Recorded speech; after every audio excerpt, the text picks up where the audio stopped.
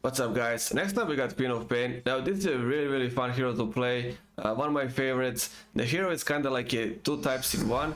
She can be a nuker in sense of all of these, so if it's single target, if it's multiple targets, she can do that. Also, if anybody breaks away from the pack or is trying to run away, so a single target, you have an inbuilt blink that's 6 seconds, and there's Shadow Strike. This is pretty much poison with damage over time and slow, 4 seconds. Cooldown lasts 15 seconds. You can just kind of keep up with the target, chasing it until it dies, right? And unless there's something like let's say Shadow Blade or Blacking Bar, maybe that they say, it's really hard to just get away from Queen of Pain, right? When she's in the mood to just kind of spam you with this, and I mean also Scream of Pain, right? This is also 7 seconds cooldown, so that's also pretty low, right? So to start with the items. For Queen of Pain, I kind of like getting power threads. This can also be Boots of Travel, but she's kind of also the right click type of heroes. Once you cast your poison, the cooldown is 4 seconds, but let's say it's one target. It lasts 15 seconds. Unless the target can dispel that and somehow remove or whatever, you do not need to keep casting this. So you'll be casting your poison and your Scream of Pain, and then for the next 6 seconds, until this goes off the cooldown again, you're just gonna keep right clicking at the target, right? So in that sense, power threads help. It's also damage with if you play it on int, but if you get in trouble, you can always swap it to health, give you some bigger chance of survival. So really like versatile item, right, to get. But again, Boots of Travel, that's completely fine. Also goes with the whole blink theme. You can get in, get out. It's one of the best heroes if you're taking travel. Just being able to get anywhere if the fight's about to start, you can use the travel, use another blink, and then just nuke or keep slowing if it's one target. Whatever you want to do, both items are really nice for Queen, right? It's just, for me, it just kind of depends. Sometimes I get this, sometimes travels, but she's also really good for pushing. That's another example for travel, maybe. One more point, Scream of Pain, even your poison becomes AoE when you reach level 20, so also pretty good hero for pushing as well, right? So after power threads, kinda always either make first is Orchid. Goes with the whole kind of like assassin theme, right? You just blink. Let's say that there's an enemy hero here, you just kind of blink on him, you silence him, and then you just unleash all the spells, even ult if you need. They can't cast any spells, you can cast all of yours plus right click, and that's kind of what Queen of Pain does, right? And your Orchid can always be bumped into Bloodthorn. Bloodthorn is it's even worse for anybody attacking you. It gives you pretty much, let's say there's somebody like Phantom Assassin, there's somebody with Butterfly even. Once you cast this, it gives you True Strike for you and anybody attacking. It gives you crits, also gives you attack speed. That's all contained in the Bloodthorn, plus the Mage Slayer passive effect, which kind of protects you from spells. And you already have blink and stuff. So Queen of Pain becomes, it's just one of those heroes really annoying when you try to kill, right? Even without something like Blacking or Lincoln Spheres, it's kind of really annoying to pin in the place and try to kill. So Bloodthorn I kind of wait with this. I do not rush this. I just keep it on the Orchid. I might go for something smaller in a sense, like Witchblade against its attack speed, its intelligence, it gives you damage. Like I said, once you blink on somebody, let's say you silence them, you cast Shadow Strike and Scream of Pain, you're kind of left with nothing but right click, and that's why this also helps you with that. And also it's an item that can be upgraded, so you're kind of playing with two items that can be upgraded at whatever stage you decide. Revenant's Brooch gives you 5 attacks that give you True Strike, plus the whole benefits also of Witchblade that has slow for 4 seconds, and also, what's the other one? 0.75 damage from your int as damage. That's all in the Witchblade alone, right? You don't have to upgrade this. You can see passive Witchblade. It's pretty great, right? Just as it is, it can be in its basic form. So once you get stuff like this, let's say Orchid or Witchblade, some other stuff, if you don't need it to go early, there might be need for Blacking Bar. Again, Blacking Bar is made for Queen. It might look weird, But it's made exactly that because she needs to be able to stay there and also attack. Once you cast all of these spells, targets can't really remove it. You just have to right click. To be able to right click, you can't be stunned, you can be hexed. Also, 4 seconds on this means on 4 seconds you can apply the debuff to every enemy hero. There's 5 of them. So you also have to be alive and maneuver, you know, around. It can be really difficult with just one blink, even though it's great. Somebody's gonna get you and they're gonna jump you and kill you. You can't really just go around the map and apply, not a map, but around the fight and just hit 5 heroes with the Shadow Strike without any protection really like this. You know, it's kind of hard to keep applying debuff and also staying alive. Nobody disables you, nobody kills you. So blacking just kind of gives you that ability to stay in the fight, right click, keep applying poison, keep spamming AoE, Scream of Pain. Also guarantees that you can cast ult when it's needed. Ult is also can be used, it does like a nice, it does a nice pushback. So ult is not only, this is gonna die really quick. Let's just kind of level them up a bit. It's gonna be dead anyways. So if the enemy is kind of approaching you, it can be used defensively, push them back. If anybody's running away, you kind of want to save him. It can also be used like that. It's a big cooldown, over 2 minutes, but you know, if the target is important, you want to save them, that's also the way you can use your ult. So yeah, blacking bar again, if it's fine for you, if you can function in fights like normal Queen of Pain would, without sacrificing DPS and debuffs on enemies, you don't have to make it. You can get away with something like Lincoln Sphere. Lincoln Sphere is another way to go with a blink. You know, even if they disable you, this is gonna block the spell. And once the Lincoln Sphere pops, you'll know somebody casts something on me. I'm gonna immediately blink away. And Lincoln Sphere kind of goes with her talent tree.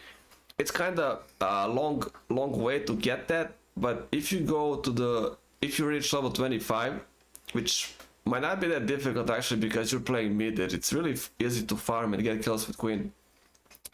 So at level 25 you get the free Lincoln Sphere effect. This is 18 seconds and this is 14 seconds, so they pretty much work almost immediately off of each other, right? The cooldowns are pretty close.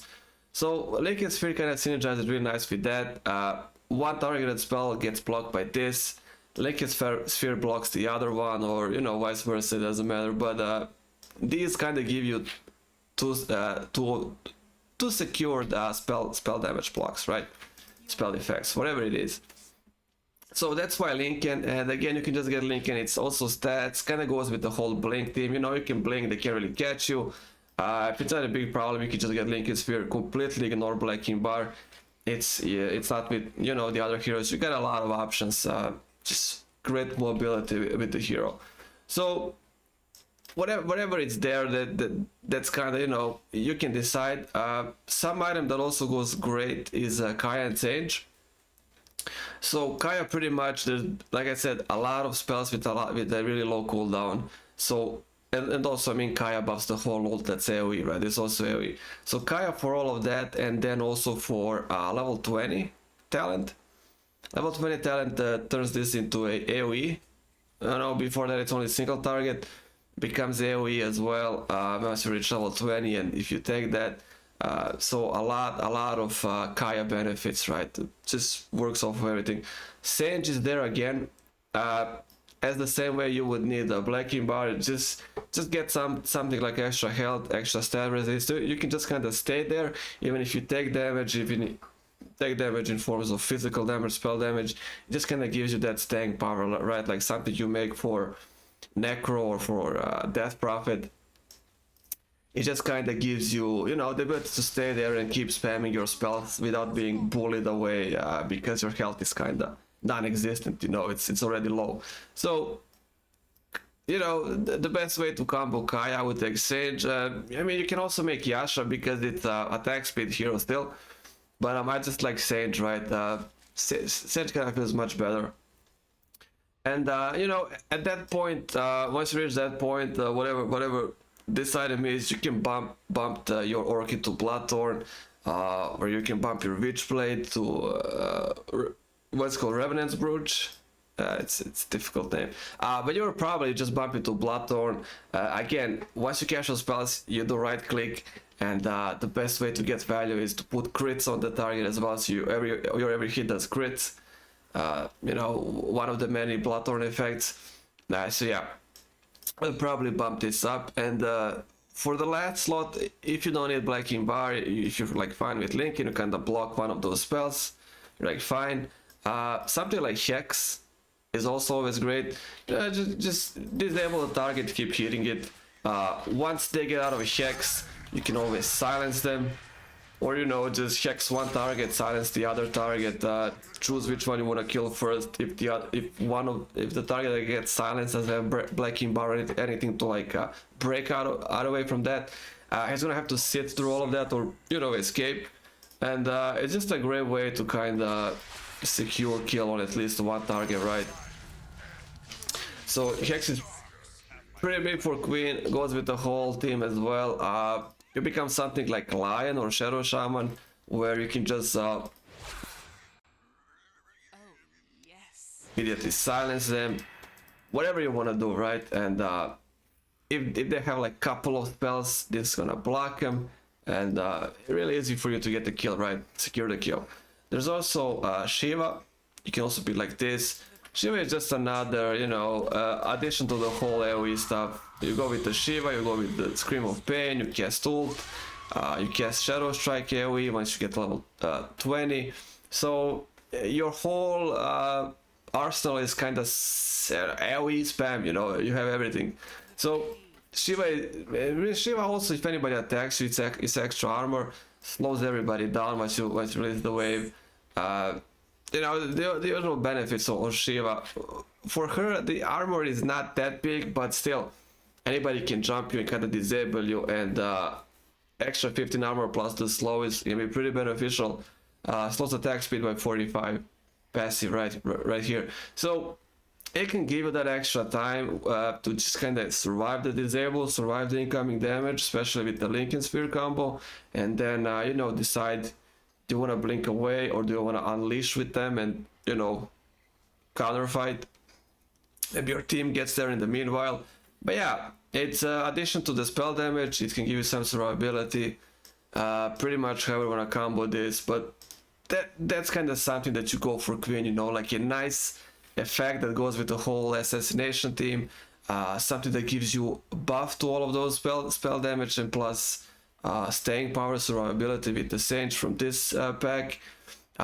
Something like Link and Sphere, if you get a couple of targeted spells that you do not get immediately disabled. If it's too much of them, and if you can't do your job, then just blacking. And you know, like I said, last one, if you're gonna go Shiva, like nice addition with all of these. Hex, I would probably go for Hex much rather. Just being able to do stuff like that, pop the Blacking Bar, do some nice damage, cast all my spells. If I die, I always make sure that I did. It's kind of always guarantees you did as much damage as you could, right?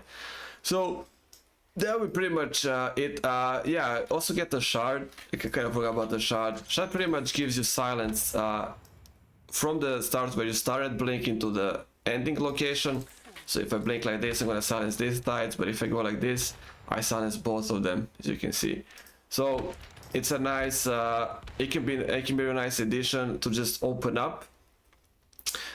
Whenever you blink on somebody, you immediately silence them. You can kind of cast these. Well, not these. You can probably I would just probably cast. So I was blink like only support.